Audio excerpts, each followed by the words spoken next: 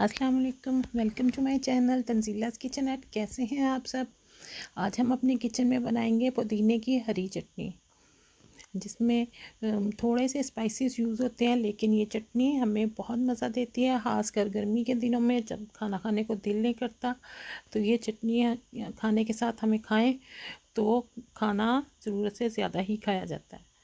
इसके लिए मैंने लिया तकरीबन 2 गठियाँ पुदीने की ली हैं, जिसके पत्ते तोड़ लिए हैं और इसको अच्छे से वॉश कर लिया ताकि इसमें से मिट्टी बिल्कुल निकल जाए। अब इसमें हम डालेंगे हाफ़ टी स्पून तकरीबन सॉल्ट है, नमक हाफ़ टी स्पून, लाल मिर्च का पाउडर हाफ़ टी स्पून, और ये अनारदाना मैंने लिया है 1 टेबल स्पून। इसको भी मैंने अच्छे से धो लिया ताकि इसमें से भी जो मिट्टी के ज़रात होते हैं वो निकल जाएं। अब इसमें यूज़ होंगे 3 अदद लहसुन की कलियाँ, तकरीबन 1 इंच का टुकड़ा अदरक का,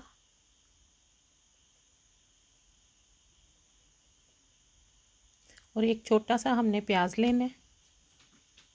अगर आपके पास बड़ा प्याज है तो उसका हाफ़ कर लें या उसका चौथा हिस्सा कर लें। ये 4 अदद हरी मिर्चें इसमें यूज़ होंगी।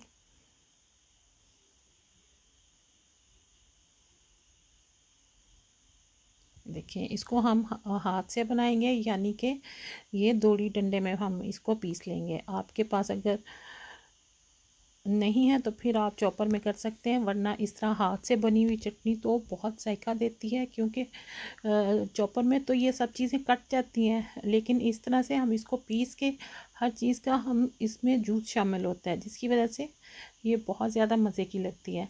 तकरीबन 10 से 15 मिनट में मैंने इसको पीसा है, बल्कि 10 मिनट में, और हमारी चटनी बिल्कुल रेडी हो गई है। बहुत ही मज़े की लगती है। अनारदाने के साथ पुदीने की चटनी का बहुत मज़ा आता है। इसके साथ ही मुझे इजाज़त दें। अल्लाह हाफिज़।